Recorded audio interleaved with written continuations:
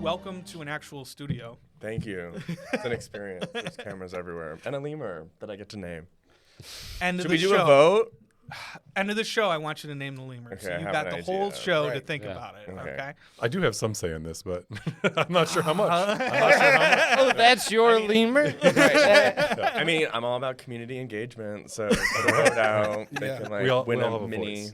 Yeah. lemur or something. So in studio today, we actually have Keith Nielsen with us today, and we're casting Buffalo, as you know, and we're kind of casting world, and sometimes we ask our guests, do you have an interesting story that plays within our world that maybe has a lesson to it, or is just something that is worth telling? Of course. I mean, I'm always kind of like, what can I share publicly?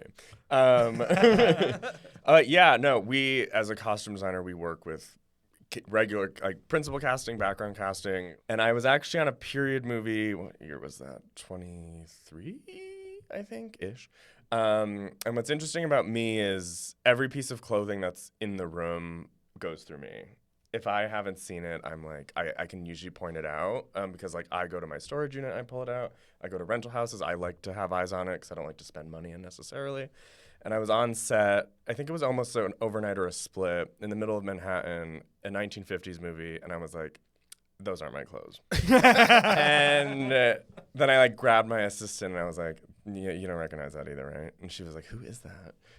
Because if you don't know, once people are cast on the day, they go through hair, makeup, and wardrobe, especially on a period movie. Yeah. So you see faces, you see the clothes, you recognize colors and things. I mean, they've probably gone through a fitting, right? Yeah, I mean, ideally, yeah. Especially on a period movie, Right. That's the other thing. So you do have interaction with a human. So you might not remember their name, but you remember their face. And then this person had just snuck onto set in quote-unquote period garb and thought they were going to get away with it. Luckily, they weren't used. But, I mean, the amount of people I was just shopping the other day and people, like, know about the Bills movie, and then it's like there's the proper channel of being like, oh, then I can, like, throw your name in the ring, and there's, like, a whole process to it, not Well, just... and that's huge. I mean, Yeah. like, you interact with the public so much, too, Yeah. when you're shopping for whatever you need. I mean, you run into probably people who, they find out that you work for the movies. Yeah. They want to be in the movies. Of course. And there's proper channels to Totally. make And that honestly, happen. when you follow it, it makes me, like, want to help you out more. Well, yeah, exactly, 100%. I mean, that's how we feel, too, Yeah. you know? So was the person, like, were the clothes just, like, way off? Yeah, like, I had hired somebody specifically to pull men's 50s suiting because I wanted, like, the true accurate look. And then having been around that for, like, probably, like, 6 weeks at that point, I was very... the big thing with menswear is lapels. Oh. And, like, and it was just, like, a modern tweed lapel, like, from, like, Banana Republic. And, like, So a this person chino. thought they were doing something. Wow. And Yeah, but also I don't even know how that works technically. Like, if that person did end up on camera, like, is that footage like no longer usable? Like, there's It's a a whole big thing. question, right? Yeah. You know? When you It's- called this person out, did you say, hey, Mr. Well- Banana Republic? Oh, I think it's cute that you think I called them out. I notified certain people that called that into and they were Security. They were politely removed. Oh, my God. That's amazing. Well, That's amazing. I find it really interesting too, like that people have to realize that like we are experts in our fields too, And it's a business. and it is a business. Like, I So- always point out, it's show business. Because Yes. even, like, with what I do, everyone thinks I just go shopping. And it's like, I've been spending No. the past 24 hours doing budgets and breakdowns and paperwork.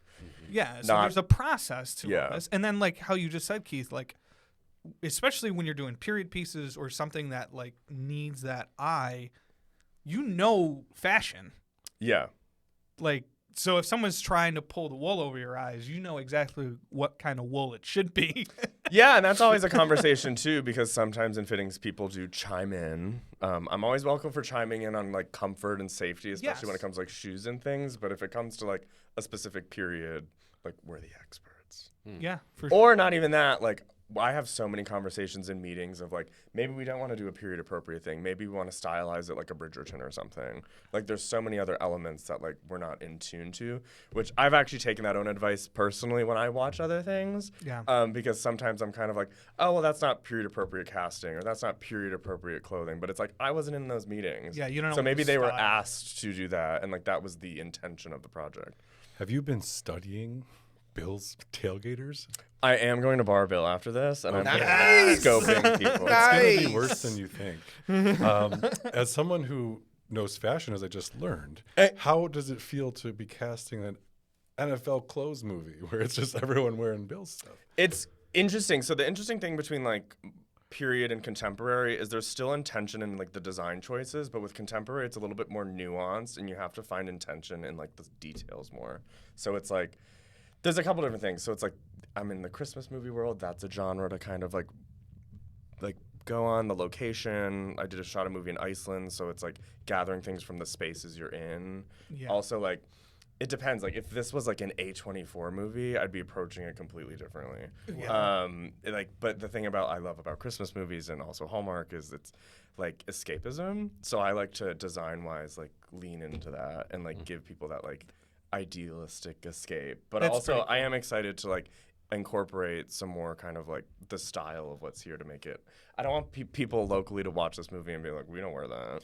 Well, are you going to get Right. like the Carhartt onesie? That's I a don't know Buffalo about- thing. That's a Buffalo thing. Zoobies. Who wears The that? Zoobies. The two Yeah. Are they cats. Zoobies or Zubaz? Zubaz. I'm sorry, Oh. Zubaz. I've done my research. Zubaz, yeah. Yeah, they have Some like the buffalo in there. overalls. They have onesies. Because I mean, you have Well- a lot of different factors in this, right? Yes. So you're doing your kind of contemporary mixed with Christmas movie, Mm-hmm. mixed Sports. with Buffalo, mixed with sports, Yeah. Right. mixed with winter. Yeah, and I've seen the pictures of your fans sitting in the stands and like 4 feet of snow. A lot of them sometimes are bare chested. Yeah. Right.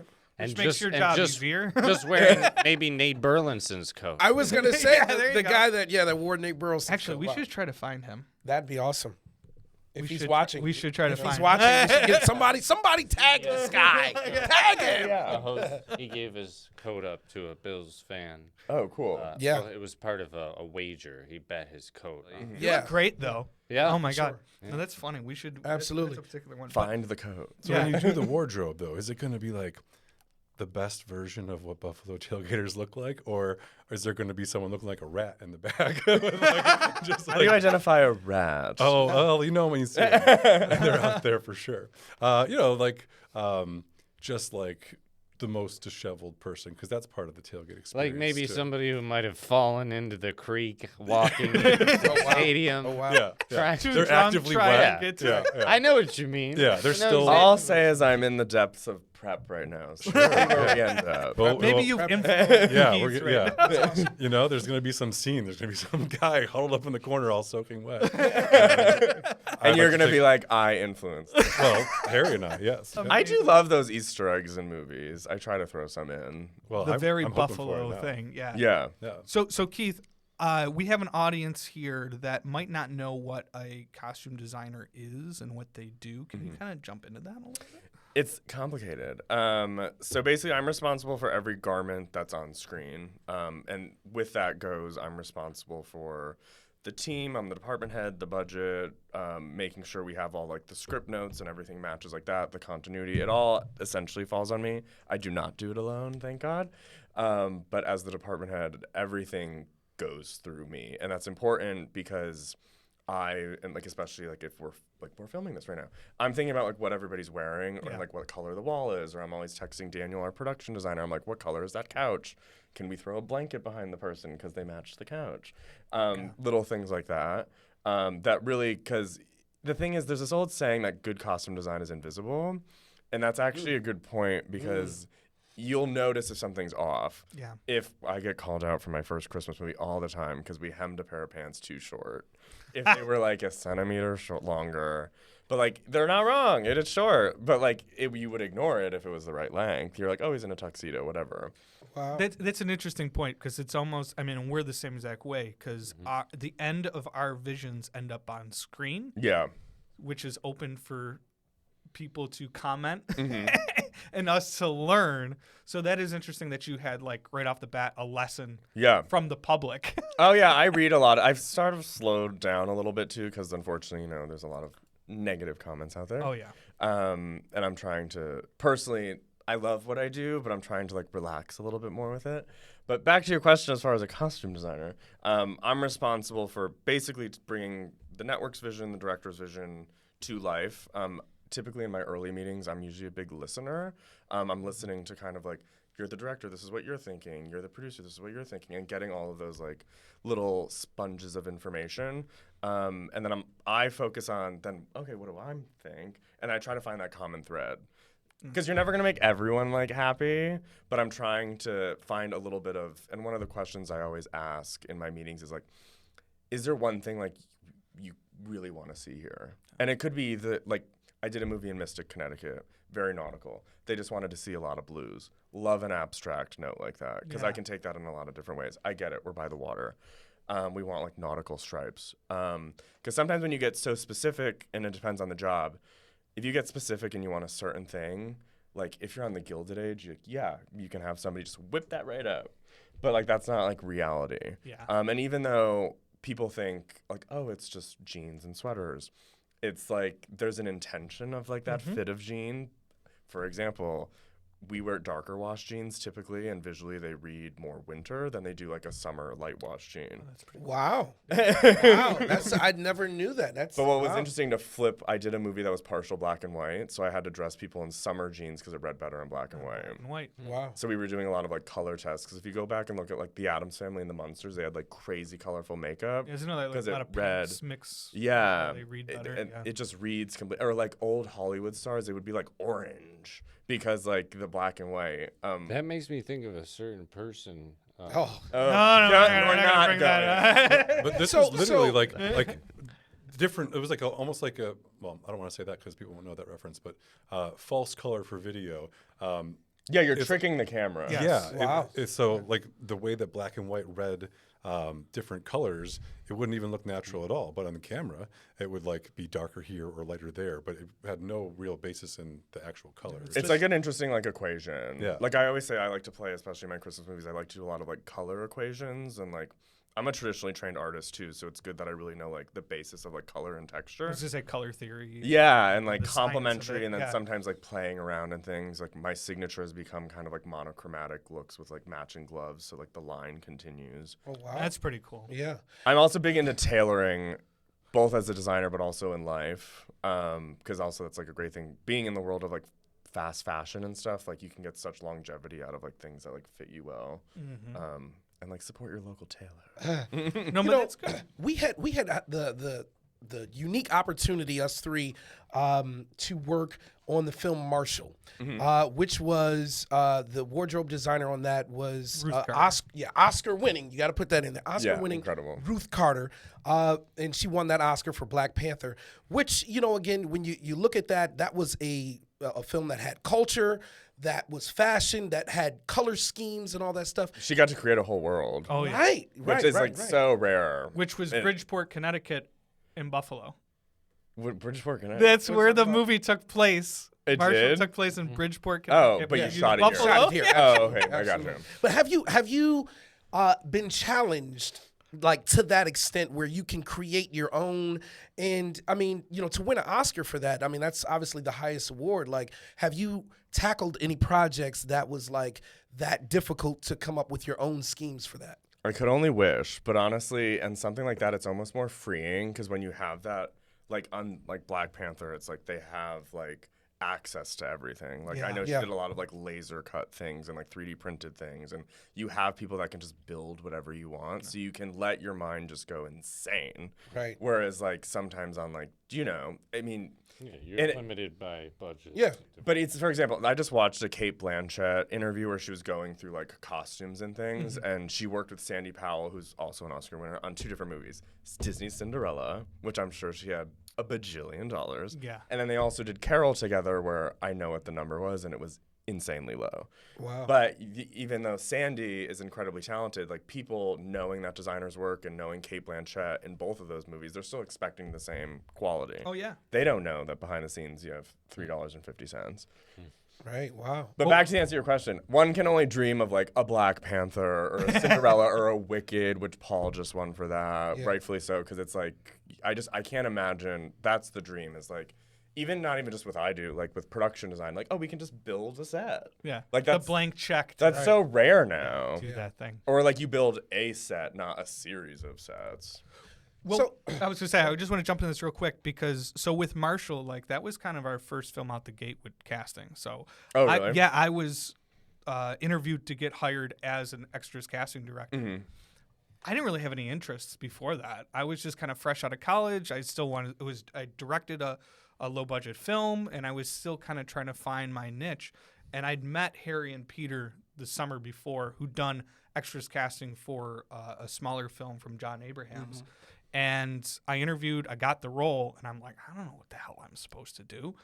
And so the one UPM grabbed me, brought me into the room with Ruth, sat me down and went, teach him everything he needs to know. And Ruth was like, I got you. Amazing. So like I was taught. Well, that's a good UPM because he knows what costume design. Exactly. But I was taught by Ruthie and by a costume designer on how to kind of just extras casting. Like Yeah. How and Harry always brings up your saying about like how we are the art director of people.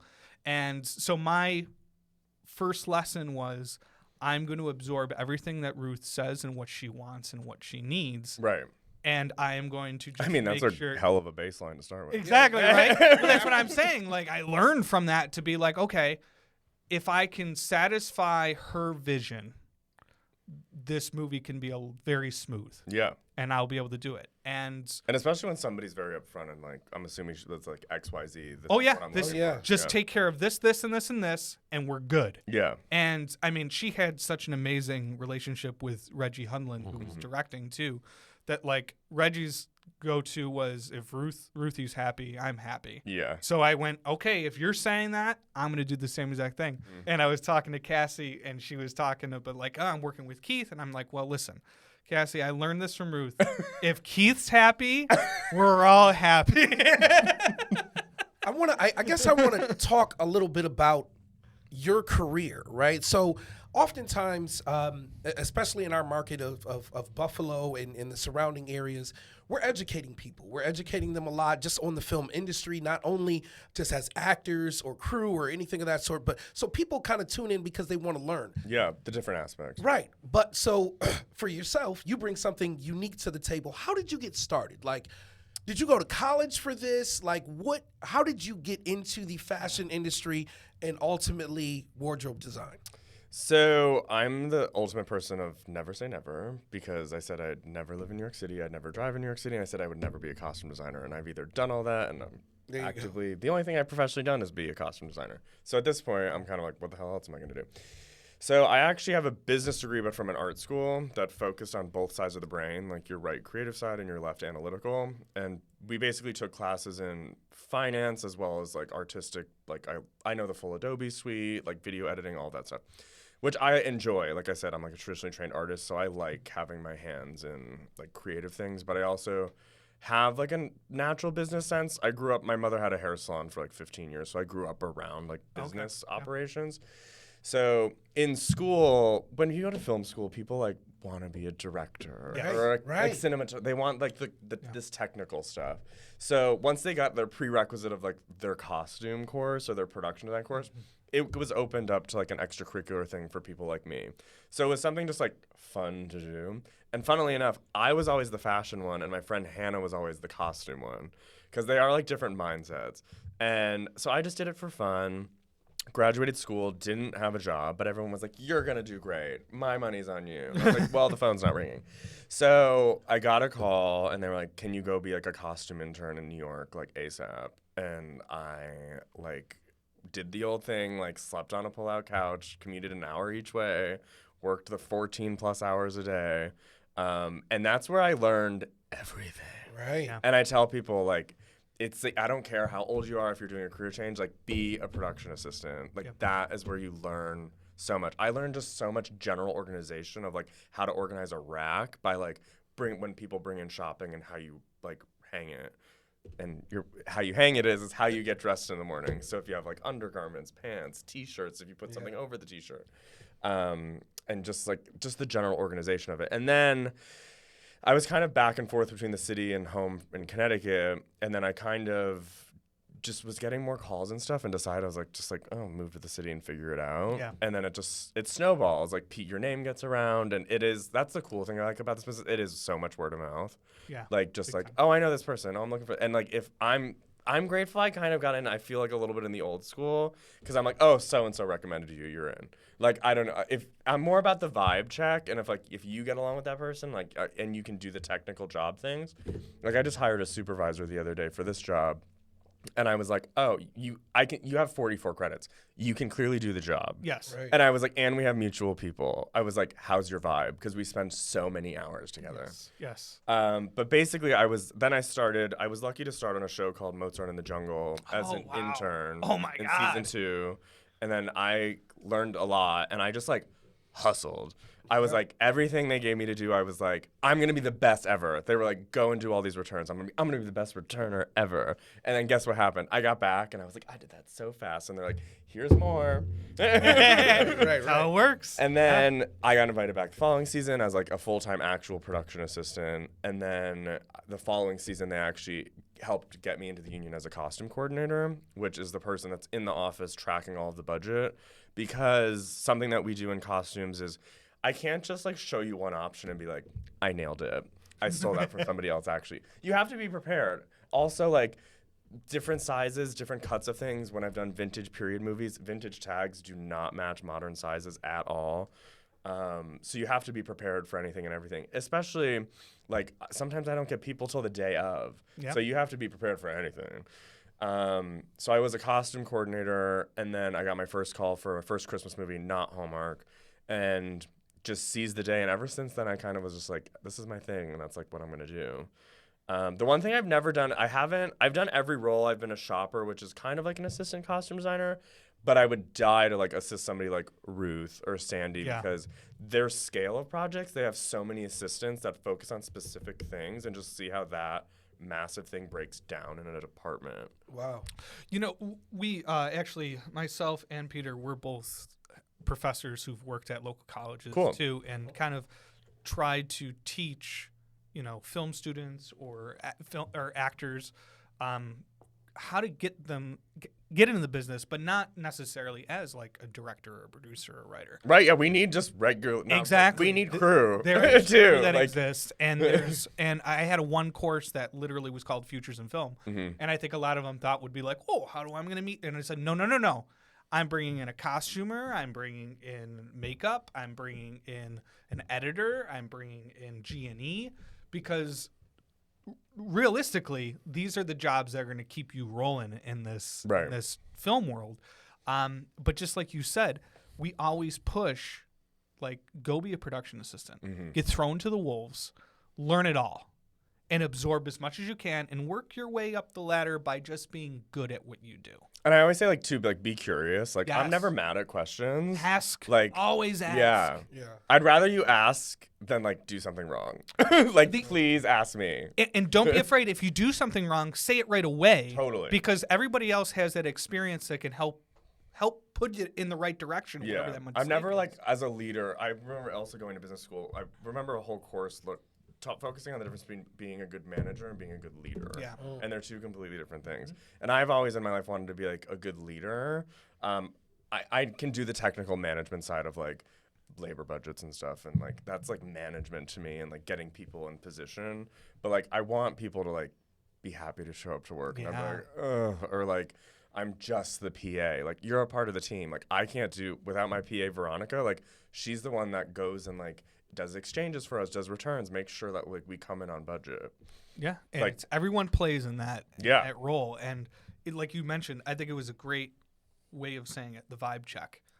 Love the vibe. It is such a smart way to approach it, because it is like you will get the next job depending on how your vibe was. Yeah, and it's within interesting, a like, room. as a department head, like, then I get to choose my team. Yes. So then it's kind of like, ideally, like, I'm going to have a job after this. Like, and I'm actually really excited to be in Buffalo, too, because in a weird way, it pushed me out of my box to, like, network more. Because I love the team I work with, like, consistently a lot, but it's nice to just, like, expand that again. Yeah.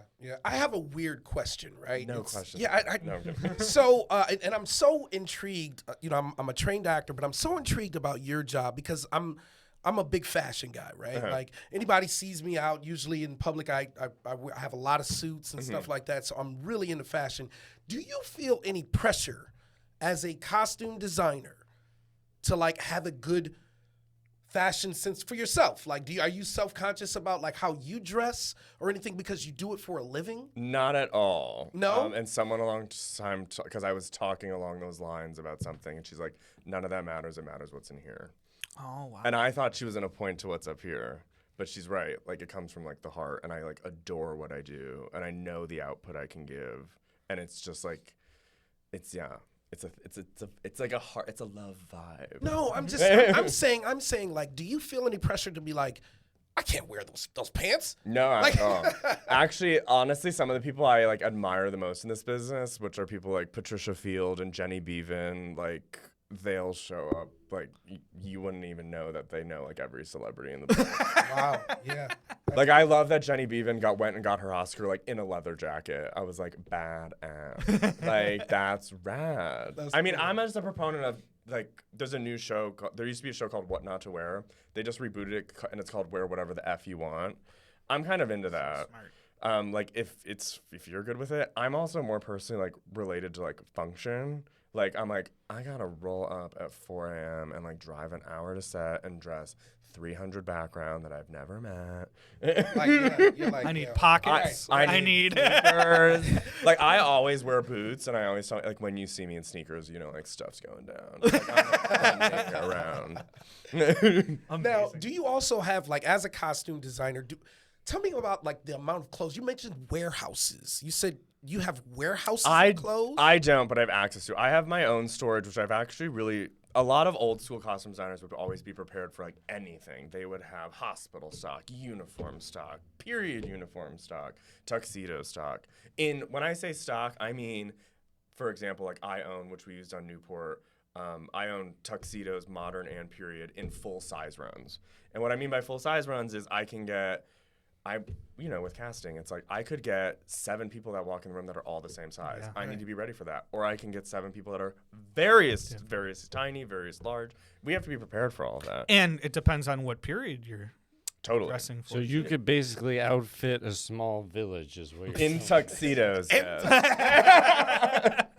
Only time. Awesome. So I'm really lucky. I have connections to another legendary costume designer, Ann Roth, who has an amazing warehouse of. Basically, it's really cool when you pull there because it's basically her career in one place, and I think she just turned 90, and it's cool. You can look at all the tags because she does has things built for certain actors, and I think that character also conveys when I use it. I love vintage clothing too because I always feel like we're continuing the story. clothing, of what that is.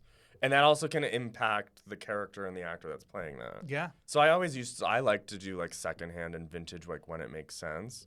And because we really help inform the character. I've gotten scripts where I was like, I have no idea who this person is. But then we get casting and you're like, okay, this is their look. Then you talk to the actor and sometimes I'll be like, how are you going to play this person? And then they'll be like, oh, like this, I think she's quirky, I think she's funny, she's fun. And then it's that helps me because I'm kind of like, oh, I want to convey a fun personality through what you're wearing. And also age, that's important. I think about, there was that movie with Meryl Streep where she was playing an old aged rock star where the clothes were intentional because it's she was clearly wearing things that were too young for her. But that was important for that character development. We had a costume warehouse here in Buffalo that I unfortunately heard it burned down. Yeah. lost to a blaze, but it would have been something I think you would have been interested in seeing because they had a very large stock of It was across the street. lots of Yeah. things. Oh, wow. It was right here. I go to a place it's in Roscoe, New York, actually, and it's I believe it's an old feed barn that she just keeps adding and adding and adding, and it's the most organized thing I've ever seen. In Roscoe, New York? Yeah. Oh, no.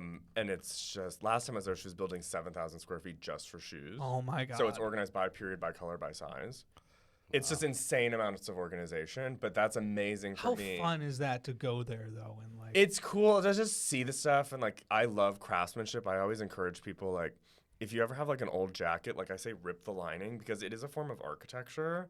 And like tailoring is so important because like the way things are cut, like with designers that are like, oh, they cut a suit really well. It's because they know how to like cut the fabric, the way it's woven, and just like the tailoring and like the inner structure of it's so important. What does a place like that smell like? Nothing like crazy. I mean, it smells like old, essentially, like not rotting clothes. I'm thinking too, like, do It you have also to, depends like, on what where about they're located. mothballs? Like, don't you have Well, to so keep... for example, Preserve them, right? Yeah, the place Preserve in 'em. Roscoe, Yeah. I had pulled for the Whitney Houston movie and sent stuff because they shot in Boston, and Whitney wore a lot of furs. So the assistant designer, I was just like the shopper. We were like, "Oh, do you have a fur room?" And she was like, "I don't keep furs because I'm right by a river, and basically there's like a lot of like moths." She and, didn't like, have, like, a giant cedar closet. I don't know. I guess she just like knows Under that the it's floor. Right. Yeah. I would think like, you know, a portion of your job, you know, and everyone think as a costume designer, you shop a lot, Yeah. right? So We do. tell me, what's your favorite genre of film to like cast? I mean, especially to shop for and all that stuff. Like, what would it be something modern, period piece? I mean, period's awesome if you have like, I mean, I did a movie at the Biltmore called Biltmore Christmas, and I was able to like rent some things. I was able to buy some vintage. I never, when I do period, want it to look like I walked into the previous rental house across the street and just went to the 1940s aisle and just got that whole thing. Yeah. That's not costume design to me. Like, costume design is doing what's like best for the character, and like that includes like, oh, it came from a rental house. In Biltmore, I brought in a hat because it matched the fur on the hat matched the jacket, but the color of the hat matched the suit, and I like brought it in from London. So it's just like insane stuff that like designers do because it's like the right thing for like the vibe. Well, what did you mention too about building the story too? Because I mean, if you're saying, oh, a period piece takes in place in the 1940s, there was a world before the 1940s. Oh, right, yeah. That you're pulling from, right? Which is way more real. Like, yeah. and especially a great analogy is today in fast fashion when there's new clothes every week. It's not like we're all going and completely redoing our closet. Like, I still have stuff from high school like 20 years ago. Exactly. And my favorite hat. Yeah, you know what I mean? and that's like, character stuff. Yeah. My father's gloves that So I yeah, like showed, when I did 1947, 48, and sometimes like in my 50s movie, for example, she had a mother that was very traditional. So an interesting thing that I did was seamless stockings didn't come in until like 1952, I think. But I kept her in seam stockings, which were more 1940s because it was like a character decision. Did we ever see those? Maybe an A shot, but I knew they were there, and they helped her influence the character. Like it's something we discussed together in the fitting, and she was like, "Oh yeah, she's very traditional. She's very stern. She doesn't like the changing world." And I was like, "Great." I just love how deep like story and character run. Oh, every yeah. single department. But then there's some times where I feel like you just have to. You can't think about it, and it's just what you got. Well, so when time, that's the thing is it what's in front of me? We just got to go, or what I do in my process. I think as creatives, we make so many conscious decisions, but equally subconscious decisions. Yeah. So I try to drill the information of the script and who these people are in my head so much, and like for example, on the last movie. Shocker, there's a love interest.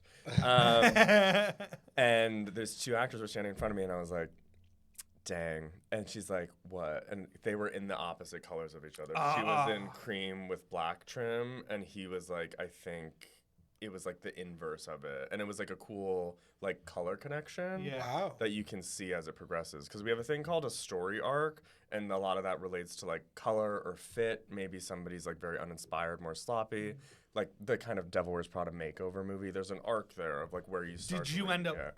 flopping colors like later into the? Yeah, story? but then I also like realized I already did it. So I do usually That's one pretty big fitting. Like if you have like 17 costume changes, I try to do as much of that up front as possible because then I can focus on the details, and also I can lay it out in a way of like, okay, this is the development and like where we're going. I think what's really cool about all that stuff you just said was like you had mentioned something about, you know, the decade difference, and that involves a lot of research. Yeah. Right? Like you're doing research constantly on that and then figuring out patterns. And I think that the average person that watches movies, they don't understand the work that goes into this. No, and a lot of it's on your own time too, and that's where like the heart and the passion comes I'm not getting from. paid to do. No, on a weekend like me looking at a 1940s fashion book, but like we do it because we love it, and So, like, our name is on it. And we want it to be awesome. Would you consider yourself a bit of a history buff then? I do like history a lot. Like when I did the 1940s movie, one of my biggest references, like I call them Pearl Harbor dresses. They're just like 1940 day dresses, Yeah. but like that's kind of, I think Pearl Harbor, the movie, was probably one of my earlier exposures to 1940s. And as costume designers, I always say like we kind of have all of the 20th century in our head because like each decade is just so different. But then when you get a specific script, you kind of dive deeper. So it's good to have just like a general base and interest in all of that. Well, I mean, with now knowing, I mean, how creative each department can be and how like how much we love things can influence the deepness of how we think and how we create and how we costume. I mean, this goes to any type of talent that's walking into this. Yeah. Like, so either you be background, day players, principals, like there has been so much already thought of before you're even cast into your role. So, I mean, what is some set etiquette that we can talk to our audience about that like is focused on your department that they should help play within your world and make things easier? Yeah, so there's things like we always send notes to our background, which I'm preaching to the choir here, but for the audience. And there's certain things on there like we can't always use certain logos and things, so it's really helpful. It's more distracting when we have to cover it with like a piece of gaff tape. What Keith and I are wearing right now Yeah, is probably a no. well, right? and a future film coming up. We got clearances. Because Yeah. there's a lot of clearance, a lot of money exchange. There's a lot of things that work there. So yeah, it's funny. I was just talking to our prop master about like certain logos on like different technology, and like it's more distracting when you have to cover it. Yeah. So it's better when you listen. Or for example, like in Christmas movies, I don't usually like sneakers, except in this situation when it's like a sports movie. Yeah. I like more kind of. I always say with a Christmas movie, I think of it like a greeting card, and it's a little illustration inside, and it's idealistic. It's cute. So that's like my reference. But I always say, please read the notes. We want you to look good just as much as you want to look good, and you should want to look good. And honestly, I tell people, like, if you bring great stuff and we can help supplement that, because like we have a great stock, like I'm gonna ask for you to be put next to principals. So like you're really gonna be seen because you're gonna help emphasize my work too. Yes. And I'm like gonna want to feature like another great look, even though like you might not be speaking. Yeah. You want to collaborate. That is with so them as cool. much as- I'm sure that there's a lot of background that don't understand that like Yeah. you know they just come and you know, hey, we're gonna pull you right next to the to the person. And usually, like, me and my team are involved in that because when you look at the frame, I was always taught it's like a painting. So, like, how does the color and where does the eye draw you? So it's like if I have a red coat on a lead, I don't necessarily want a red coat over there because it's going to pull your eye. Wow. And that has nothing to do with, like, speaking or music or anything. So actually, it's funny. I did a movie in the fall that wasn't Christmas, and they asked. I keep my background palette usually very neutral. Obviously, in something like this, like blue and red are going to be primary. And they asked they were like, we need like a hot pink jacket, and I was like, please no, because then the audience is going to be like, what's that hot pink jacket over there? Not what you're saying, and that's helping the story. So I'm always trying to support the story. Is it going to get confusing on a Bills film when everyone shows up wearing their own Bills clothes? Are you going to know what was yours and what you put on people? Or is it going to be just... There's a whole No behind-the-scenes person system of how we know. Oh, I love it. Oh. Everything gets tagged and documented and photographed. There's also a whole system of there's lists and vouchers of when we give people things, so they make sure that we get them back at the end of the day. Are You you know, concerned with you got to theft? do that because especially in this town, like we love a good Bill shirt. Like we'll walk off, hey, look, I'm keeping it. I'm gonna keep it. Well, That that will goes happen. back into set etiquette too. Is Yeah. like when you are either background or principals or talent in general, and you're working with the costume department, like notes for when they do get chosen, like make sure they return items, make sure. Yeah, for sure. yours. And then honestly, like when you do that stuff, if you're like, hey, can I buy this when you're done? Like, I'm like, yeah, sure. Like, here's my number. I mean, I've had principal actors walk away with things. And they're like, oh, so-and-so said it's fine. I was like, who's so-and-so? Right. I was like, because that's a $500 jacket. Stops at me. Well, yeah. I mean, that's another thing, too, is like all different departments have asset levels of like things that are of certain value. And it's like, for example, there's like the Sex and the City reboot. A friend of mine worked on that, and they had like one-of-a-kind couture from Italy. Like, that is like important things. It's like if it's damaged and things and who's handling it. And when I worked with the Radio City Rockettes, there was a whole thing of who could and could not handle the Rockettes costumes that have nothing. And we just used their existing costumes. Yeah. So it wasn't even like my design thing, but things my team had to factor in. Another thing too, I think for set etiquette for a lot of talent as well is, their sizing, how important that goes into. Oh yeah. So in our pre-pro before this, we were talking, I just be honest. If you say like, hey, like I have no idea, me and my team can help guide you. Like, and like we've FaceTime people like going through closets and looking at size tags. And honestly, like at the end of the day, which like I know you guys request on the casting side, like pictures are so helpful. Yes. Like I'm a visual thinker at the end of the day. I can usually size somebody up pretty good. Yeah. I mean, and sometimes it's hard. I mean, it's just like when we've talked about headshots in the past, like you might have hedshots from 15 years ago. Right. It's Like you girl, might send a sizing. the waist is not that little. Yeah, that sizing might change. How often do you have people that are just wrong? They just say their size, and you're like, "That's not your size," and they're like, "Yeah, it is," and then you're like, "No, it's I not." mean, Do I have to measure it often now? enough. Yeah, I mean, is that like But- every day? But I also, speaking of tailoring, it's like whatever your size is, if you're just honest with me, like, I hate my arms, I hate this, I hate that, like, the amount of visual tricks you can do with, like, where things cut the body, like, I can make you look like $1 million. Wow. All right. Like, I've worked with a petite actress who's 5'1" and has a long torso, so I have to do more high-waisted things to cut the line and, like, cut her torso to make it visually look shorter. So I think what's interesting that talent should take away from this is that they should be very, very open about themselves. Yeah. But also keep in mind that there are limits. Yeah. I'm just saying it because I know that there will be someone who will walk in and be like, I can only touch this type of leather. You know what I mean? Like, So I'm imagining the opposite, where there's people that have it in their mind, like, I'm showing up wearing this shirt because I love this Bill shirt. It's my lucky shirt. Yeah. I want to be on screen. And then would you just prefer people just not wear Bill's stuff that day so you can get them in the right stuff? And not It depends on what the scene is. I mean, I know like we're gonna have scenes where it's like we need extras in actual Bill's things, but sometimes it is hard when that person walks in and you're kind of like, well, that's not the scene. Like it's a part of this movie, but that's not the scene. you have to have like a clean slated mind, but also be open to collaboration. And be Yeah, honest because like you were saying, like there's so many other conversations that have like led up to this point. this point. and keeping that in mind, I think, is a fantastic thing for a lot of talent. Is like, Yeah. you're walking into the 11th hour, Right. of The it. ship has left the and dock. so you need to be open to like playing into that world. but Yeah, then also, totally. like if it's something personal, like be honest with. Even me too. It's like I love to have a vision and a story arc, but a piece of me always has to stay flexible because Yes. stuff changes. The amount of times they're like, That's our world, oh, we right? missed it. Like this person doesn't have a line, but they should be here because we should recognize their face. And it's like I gotta whip something out. Wow. Yeah. Yeah. That's amazing. Do you ever fall in love with an outfit and you want to see it so bad, but it just isn't where it's supposed to be, and it won't make the screen time? Yeah, you there's want the there? artistic thing of killing your baby. yeah.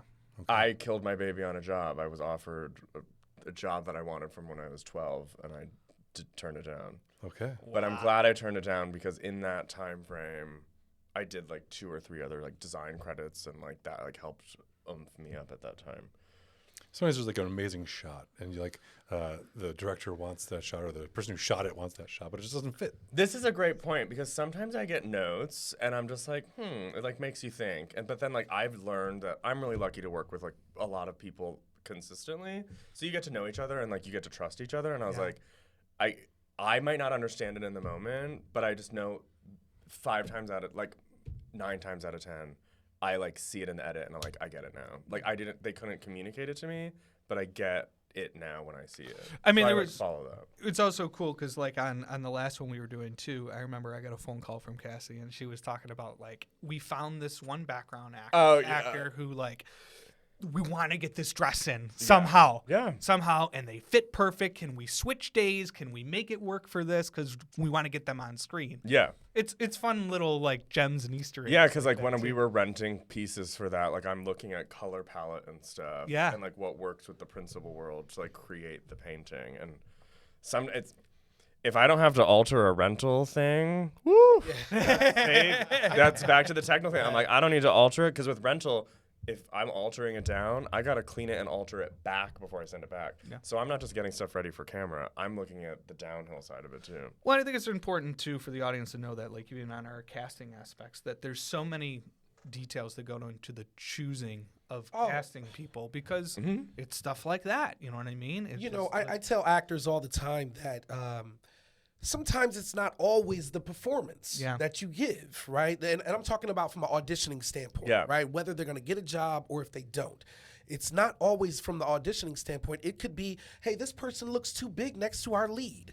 You know, this Heights person, that the they can- height, Levels. weight, all of those things. You know what I'm Age, saying? Absolutely. unfortunately, yeah. You know, so there's so many other aspects, and it could be size as well. You know, that's going to determine if a person gets a job or not. So all the stars have to really align. Riffing on that, my favorite podcaster, Heather McDonald of Juicy Scoop.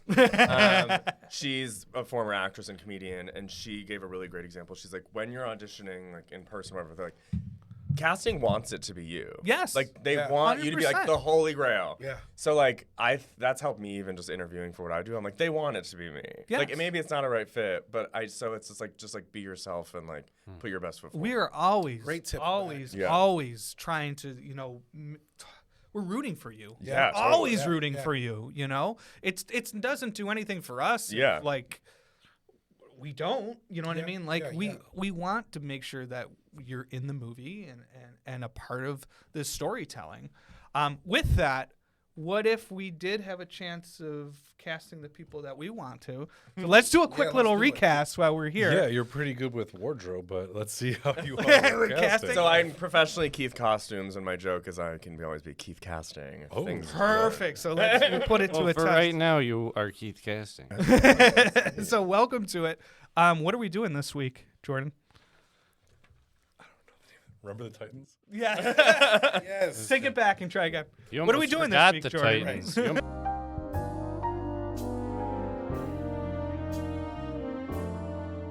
For all of your insurance needs, make sure you contact Craig Willoughby over at Willoughby Insurance, 716-885-8100. Make sure you ask for Craig and tell him Casting Buffalo sent you for special rates. My boy Willoughby will when nobody will. Look, if you work in film, you know how brutal the hours can be. Long days, unpredictable schedules. There's barely enough time to eat healthy for yourself, let alone work out before or after set. Staying in shape almost feels impossible. That's exactly why Ascend Fitness remote coaching exists. Whether you're on set or just juggling a busy life, this isn't a generic program. It's 100% customized to you, your schedule, your goals, your equipment, and even how you feel day to day. You'll get a fully personalized plan, expert coaching, and real accountability so you always know exactly what to do, no matter how crazy life gets. And right now, they're offering an exclusive deal. Sign up for 1 month and get the second month free, but only for the first 10 people. Spots will go fast. Go to trainascend.com and book your free coaching call before they're gone. Looking for an unforgettable dining experience in Buffalo? Head to Daniela Restaurant, where every bite feels like home. Whether you're craving classic Italian favorites or exploring something new, Daniela's menu has something for everyone, from handcrafted pastas made with love and the finest ingredients. And it's not just about the food. Daniela's warm, welcoming atmosphere is perfect for a date night, family dinner, or special celebration. Plus, with a carefully curated wine list, the perfect pairing is just a sip away. So why wait? Head over to Daniela today. Come for the food. Stay for the experience. Do you love horror movies? Here on Getting Scaried Away, we sit down to talk about what we love about the genre, shout out fellow horror creators, and spill buckets of useless horror knowledge for your next trivia night. Join me, Ricky Needham, and my co-host, Rhiannon Needham, as we dive headfirst into your favorite horror movies. Subscribe today anywhere you get your podcasts. So what what are we doing this week, Jordan? Remember the Titans. Okay. Yeah, this is Very fitting. Very fitting. You know, trying to do something football oriented to get into it. I would have gone with Little Giants. That would have been funny. They gotta choose all these kids. I threw out The Replacements. Yeah, that would have been good. Right, Keanu Reeves. That didn't make it. I think also, what was the Burt Reynolds movie? The Longest The Yard. Longest Yard. The Longest Yeah, Yard. we could have Yeah. did that one too. But that one's already been remade. Yeah. Yeah, you're right. I like So, okay. the Rick Moranis idea. You know? Love Well, Rick. But how can you recast Rick Moranis? All the Okay, kids, so too. remember the Titans. We're doing our four. We're gonna do 4 characters here. Okay. All right. So we have Coach Boone, which was Denzel Washington. Yeah, yep. We have Coach Bill Yost. yes, Bill who Yost. was Patton. Will Patton, Right. and who else do we have? I don't know how to say it. Jerry Bartier? Bertier. Bertier? Bertier. Bertier. Okay. Bertier. I thought it It's was more very French than it American. was. It's just Bertier. Bertier would be the French Yeah. pronunciation. Who Well, is you know. Ryan Hurst? Did he? I think he played. Yes, Ryan Hurst played And then Julius, who was played by Ryan Gosling. no. Wait. Oh, no. No. That's your recast? I thought we were talking... Spoiler. I thought- Gosling. Ryan, Bennett. Ryan's in I it. think No. it's Wood Harris. No. What? Yeah, I thought... No, I I was... said right. Yeah, what? I was prepared for Bosley. I thought you were recasting Bosley. No. No. Okay, that one I'm gonna have But to. Harris, hilarious. Who is it? Who are we? Which character? Wood Harris. Julius. Yeah. Julius. So played by Wood Harris. All right. So what we do is we usually go roll round by round, and kind of go from there. So Cool. hey, let's start with the Julius character. Yeah. All right. So Julius character, that's Wood, played by Wood Harris. For me, now here's the thing. When I thought about how Wood Harris played that role, Wood Harris during that time was like in his 30s. He was. Right? Yep. So you also have to be someone that's like older, but that can look younger, or just, because you're playing high school. Yes. I'm going to go with Damson Idris. Ooh. That's who I'm going to go with for that role. Just I think he's like the new thing. He has a very young look, That's Damson Idris for that role. Very nice. Keith, casting. Do you have one yet? I do. Okay. I'm consulting my notes. So for Wood Harris, Wood Harris played Julius. Yes, so correct. So for Julius, Julius. Shameik Moore. Is he the right age? Yeah, I think he could do it. I mean, like. Yeah. I was gonna say. I said Shameik. Let me just see here. Hold on. So just like. See, these are the technicalities of said. casting. Yes. They play the age. Are Can they the play? right And that's age? what I was gonna say. Can they play Yeah. the age? Right. And that's where I kind of went back and forth too. Yeah. It was like, do I cast older that can play younger? Right. Because like I'm saying too, it's like those little things can pull you out of the story. Yeah. I feel like, I just don't. Or believe do they it. just I just don't believe it. fit? Yeah. Or I mean, This guy's good though. Yeah. you he's look good. at the Yeah, original. for sure. Remember the Titans, and then legit, like you said, you look at Wood Harris, you look at Ryan Hurst, Yeah. and they look yeah. older, but yet for the '90s, or for like 2000s, it fit. Kind of fit. You know what I mean? Yeah, It fit. For sure. No, I like that. I like that choice too. I went with actually, I went more towards hitting what the age should be, but he's a little bit older, and I went with Mason Gooding. Okay. Which is Cuba Gooding Okay, Jr.'s yeah. son. The only thing that kind of stopped me, which I thought was interesting, the more I watched it, I rewatched it recently just to make prepared for this. Yeah. But like how much that time period reflected their casting too. Oh, Because yeah. Wood Harris, He was. Wood He's a good Harris, age too. you saved his facial hair off. He seemed someone that was in that era. He looked like a Oh, guy for from sure. the 1960s. but also like he is very dark skinned. Oh yeah, Too, Yeah, yeah. And, but that plays within that character, story with the character. because He everything couldn't is be a light just- skinned person, right? Exactly. Right, absolutely. Which Had to that's the only thing that here is, Mason is lighter skinned. Okay. But I Like think that. his acting ability would be able to give that heart that Julius is and I that like it. relationship that he gives. I like it. Harry, you got Cool. one? What you got? This was last minute because I dropped the Do ball it. on that one. I thought it was Ryan Gosling. I might say, I don't know, Daniel Kaluuya. Okay. Oh, yeah, no, you I've gotta thought about get him. out. Maybe of a course. little older, but He's definitely the skin tone, the dark that helps for the story. yeah. 100%. And he's good. he embodies the when I think of like what an athlete has, especially somebody at that level, he's got the like seriousness kind of. You know what I mean? That, for Especially sure. the beginning character of Julius too. Yeah. He's very, very serious and then like warms up, just like how Ryan Hurst does. So with that, let's go to. Well, I got Oh, you got one. That's right. John Boyega. That's my. Oh, Okay. that's yeah, All yeah. right. He's Okay. He's tough. I like him Intense. for sure. Athlete. Yeah. Right. Got the build. Absolutely, 100%. I'd cast that. Do you want to jump to one of the coaches? No. Or just I'm, go in I'm waiting reverse? on them. Yeah, Wow, go in order. the here. big one. So, Yeah, there's the big ones. Let's wait on them. Jerry Bartier. Bertier. Bertier. Okay. American. Um, All right, is it on me? yeah, go for it. So I think that that was a tough one for Yeah, me. me too. You know, I went with. This was a really tough one because again, it was the age thing too. I went with Tom Holland. I Okay. did too. There you Tom go. Holland. You always have All a right, connection. look at that. All right. Boom. Well, there's Yeah. also. What was your thought process with that? I just think that, you know, his look, I think he has the athleticism, you know what I'm saying, to be able to do that role. Yeah,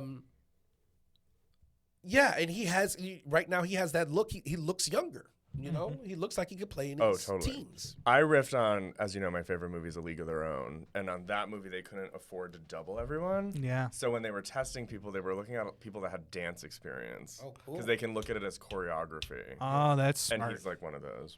Cool. I like that a lot. I went. I looked at it and said, "Who can play a linebacker?" Oh, yeah. So I went with Jacob Elordi. Well, he's tall. He's 6'5". He is definitely a linebacker. He became popular off of the Kissing Booth movies on Netflix, and now he's actually playing Frankenstein's monster in Guillermo del Toro's Frankenstein. Oh, wow. Coming out on Netflix. But he had very handsome, charm to him. And I think him mixed with Mason could be a very good, especially when they become best friends. Right. And that you don't expect someone like Jacob, who is very built and very healthy, to then get his world taken away when there's a car crash, Yeah. you know, I can see that. like in the movie. So, I'm also in the MCU on this one with Chris Hemsworth. okay. Yeah, that's good. Yeah. That's I a like good it. one. Yeah. I Strong like it. dude. That's a good one. He fits perfect. Yeah. Alright. You know, so part of me was like, if He's I in did, shape. I was gonna say I thought of Channing Tatum too at Okay. first. Right, It was yeah. like he plays that all American, and I think even though he's not American, Chris Hemsworth does have that all American attitude for sure. Excellent. Harry, what do you got? I went a little out of the park with this one. I thought of, I don't know if you've seen White Lotus, but Yes. I went with Lucas Gage Okay, because his stature isn't like petite. He's got He's like medium. middle yeah, of the road, he's got what could be like maybe a football player he's body. got a good look. And yeah, I think in contrast with who I picked for the other role, Julius. that would work. Okay, very good. All right, let's get into these coaches. Wait. I also had Tom Holland. Oh, did you? Yeah. Okay. All right. Well, do you want to go straight to? No, same. Okay. All right. So, Coach Bill Yost Bill Yost, Will was Patton. Will Patton. I love Yeah. Will Patton. This was tough for me too. Yeah. Only because I think he's older now, but I would go with Bill Paxton. Yeah. You know, I think he could fit that. You always choose the people who've passed away. I was saying, isn't he No, I dead? do that, Sorry. yeah. You can't go with I was that. in it. Right. Okay. No, but in I forgot he theory- died. I know But it's sad. I forgot. But in You theory, could go with another Bill, Yeah. Bill Pullman, he Yeah. would work too. Okay. Okay. But no, but Bill Paxton is a good call because he definitely gives that Yost Yeah. feel as a coach too. I mean, it's just I forgot he died. he's a legend too. Wow. Yeah. Keith. Matt Damon. Okay, Ooh, good call. Okay, I like that. Good call. Got some star power in there too. Yeah. I also was thinking James Marsden. I like that one too. Different looks though. I'm gonna. You know what? I gotta take mine back because I need another shot. I want to go with Mark Wahlberg. Taking a mulligan here? Okay, That's a good I'm one. going Mark Okay. Wahlberg. I like the Mark. Yeah, A Marky Mark Mulligan. I like that. I'm going for grit with Josh Brolin. Josh Okay. Brolin? Brolin. Yeah. Did I say it wrong? Okay, Brolin. Josh Brolin. Yeah. I like it Nice. too. Yeah, I always thought about him as well. He's got a coach vibe. Yeah. Harry, what do you got? All right. I went with. So the guy who played Yost originally was Will Will Patton. Patton. So I'm going to go from one Bill to another Bill and say Bill Fichtner. Oh, It's a great choice, yeah, like it. I Little hometown. It's a great little choice, too. hometown love Well, there. I'm going hometown too, and going Okay. Kyle Chandler. Oh. Okay. Also, Friday he's Night got Lights. coach Yeah, vibes. yeah, Yeah, yeah. I Friday Night coach Lights. vibes there. But the more Will Patton just had this great sense of like camaraderie with his team, and I feel like Kyle Chandler definitely can give off that feel. So that's my Yost. I like it. All right, we got the big gun. now. Coach Herman. Boom. Made famous by Denzel Washington. Oh, dude, I bet you're taking mine. Go ahead. Do you want me to go first? No, you go. You go. Go for All it. right. Go for So, this is a black actor. I've been following this guy's career for a long time. This guy's not like an A-list that I'm about to give, right? Let's see if we're gonna align But here. he's a super strong actor. I've seen him on Broadway. As a matter of fact, he was on Broadway with Stephen McKinley Henderson, and so I'm gonna go with this guy. He was opposite Denzel in Fences.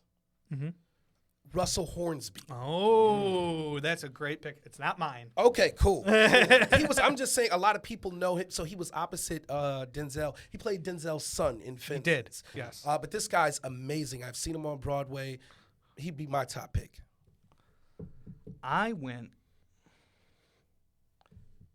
Sterling Brown. Oh, so did I. Wow, that's good. That was mine, too. That's good. Jinx. That's good. Sterling. I mean, Yep. we know Sterling. Yeah, that's no, what we I worked was with gonna him on say. Marshall. Somebody And we worked with him on Marshall, and he was phenomenal to work with and watching that craft in person. Oh, yeah. And He would eat this roll up. Yeah, Oh, he would that eat guy's it good. up. Yeah, He would he's eat it up. good. so Sterling's definitely mine. You align with too, that? right Yeah, I here, was going to say. Sterling. Oh, you said it? Oh, you Yeah, had to. I was Yeah, gonna point yeah. to the poster. The poster. and say the man whose name is on the That poster guy right is, behind you. he's a serious actor. He's so good. Serious, yeah. All right, Keith. I had two, and I like both of them. Coleman Domingo Yep. Yep. Yep. Definitely. and Great. Blair Underwood. Woo, that's a good one. Blair Underwood could do this. Yeah. Yeah, for sure. He's a like great it. guy, too. Awesome. I'm channeling a not so serious. Well, it's serious, but my thoughts from Sonic 3. Idris Elba, Oh, whose yeah. name I may Yeah. be saying Yeah. wrong too. Yeah. Come That's on. obvious, Yeah. right? Yeah, If it's- that's great. We went for That's- some yeah. deep cuts over here. yeah, exactly. Yeah. So we needed to. Other Sonic fact, I thought that Knuckles was played by Peter Dinklage, and then I was really surprised when it wasn't, and it was Idris Elba. For some reason, I was hearing the voice and thought that's who it was. Does So it have wrong. anything to do with how big you think?